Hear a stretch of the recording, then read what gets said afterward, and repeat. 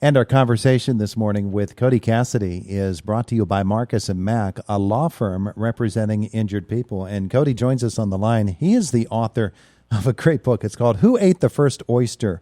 The Extraordinary People Behind the Greatest Firsts in History. And Cody, I imagined I would be talking to you. You'd be somewhere at the bottom of the ocean or walking across a desert in Mesopotamia somewhere. Where actually are you today? Oh, I'm back home in San Francisco, calling from my house. We're all quarantined like most people. So, yep, here at home. That sounds extremely boring after what you have been doing for this book. You actually went places, didn't you, for this one? Yeah, I went. I went to a few places. I went to the oldest murder mystery occurred in the Italian Alps. So I trekked up there. It occurred at like 10,000 feet, and I trekked up there to look at the site. Unfortunately, I ran into some snow and bad weather, and had to quickly retreat before I made it all the way. Otherwise, I was a little bit concerned I was going to join the murder victim there in his grave. But yeah, I went on a lot of fun adventures. Cody, of course, gave us the book "And Then You're Dead," where he told us the wacky ways that people have found to manage to die. This particular book is interesting, though. This is Who Ate the First Oyster, and you give us the idea behind some of the great things that mankind has managed to find to do. Extraordinary firsts. I always wondered, who was the first person that took a drag on a cigarette and said, I like that. That's sort of the concept here, isn't it? It is the concept, yeah. Just people who made individuals that we know must have happened with one person at one time, and who they did it, and why, and how, and the effects of their discovery. So when that happens, for instance, the title character, Who Ate the First Oyster, how do you go about that sort of research? Well, there's just a lot of different fields and have looked into these questions, shockingly. And Who Ate the First Oyster actually sounds like a joke, but it has an answer, because archaeologists have found the oldest eaten shellfish are around 164,000 years old, and they were found on the coast of South Africa. And when I looked into this, I was fascinated, because it was not only a bold person that probably ate this first oyster. I've called her Oyster Gal for the purposes of this book, but she was a scientific genius. She was able to link, because oysters spend most of the time underwater, and she didn't live on the coast. She was able to predict the tides by linking the full and new moon to super low tides. So she knew when the full moon was out, she could travel to the ocean and gather oysters. So it was not only did she possess a bold palate, she really made a remarkable discovery. The way that you give these characters personalities and names too really makes them people to us, doesn't it? Why did you come up with that sort of a concept, or maybe that was exactly it? Yeah, I think when we think about ancient history, we sort of think about peoples instead of individuals, and so even though their names are long lost, I wanted to give them names, and I wanted to describe them as best I could to sort of ground us and really just understand that these were individuals that made choices and discoveries. So I think names go a long way toward helping us do that. Yeah, and thanks for naming the guy who put on the first pair of pants, Ralph Lauren. Good choice. Yeah, because he was interested in, like the designer Ralph Lauren, we think the first person to wear clothing was interested actually in fashion instead of function. He was, we can see when clothing was invented, when he lived, because geneticists have looked at body lice when they first began living on clothing, as opposed to just our hair. And this occurred around 100,000 years ago. And because he was living in a time and place where humans had lived for a long time without clothing, the better evidence is that he was interested in something that every human is interested in, which is showing off, decorating his body. And so the best case, the better case is that he was interested in fashion rather than function, and in this case, the bow tie probably came before the jacket. Yeah, how about that? I'll tell you what is the most fascinating one for me is the very first documented surgery, because it was a really, really, really long time ago, and as you tell us, the patient actually lived through it. Yeah, this was 7,000 years ago.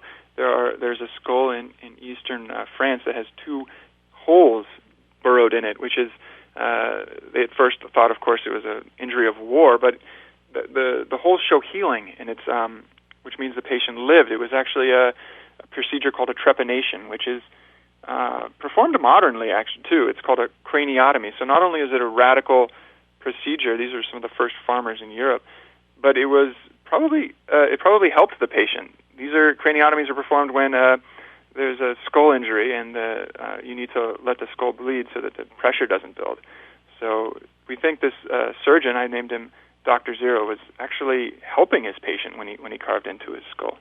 And one of the interesting stories in the book as well that is very, very timely for now is the person responsible for more human death than anybody else who ever lived. Boy, that one really hits home in today's day, doesn't it? Yeah, this is the first person who caught smallpox. Smallpox has since been eradicated, fortunately, but it killed over 300 million people in the 20th century alone. And we can see from this disease that this virus originated from an African gerbil and sort of passed through camels into a really unfortunate person. And this must have occurred around 4,000 years ago in the Horn of Africa. And the remarkable thing about this virus is that it leaped over into one person really in one moment. So even though through no fault of this of patient Zero's at all, he's probably responsible for more human death than anyone who's ever lived. Just amazing. Cody Cassidy is our guest. The book is Who Ate the First Oyster? The Extraordinary People Behind the Greatest Firsts in History. You have a history yourself of writing books that are really going to jump out, particularly at younger readers, I would think. What gave you the idea to go after this topic?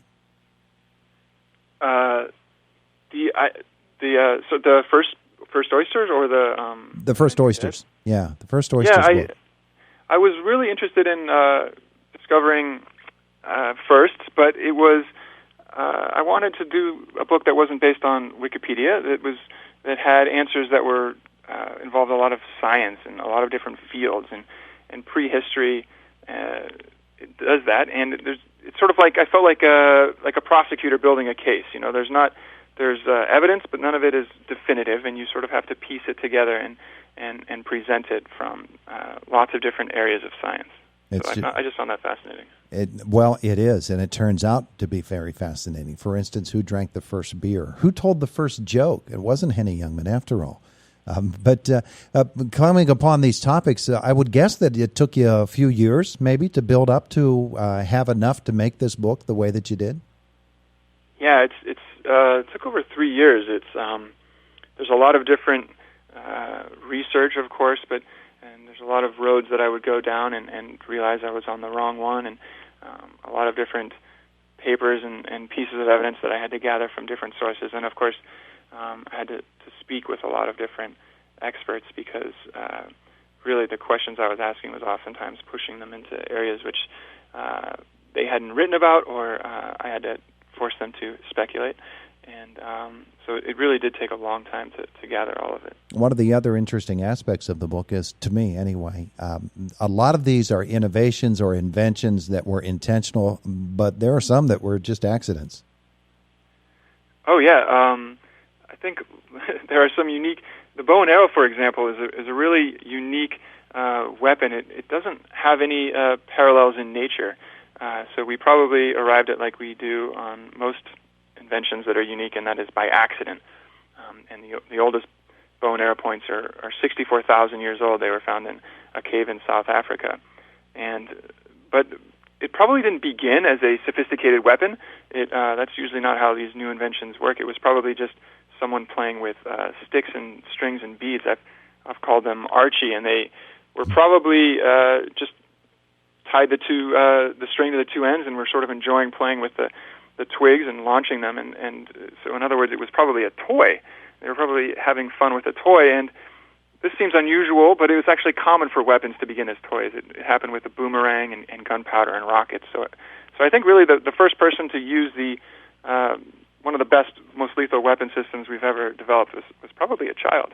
Yeah, well, and you illustrate that as well with the wheel and axle story, too, because that's something, the very first Hot Wheels, I guess.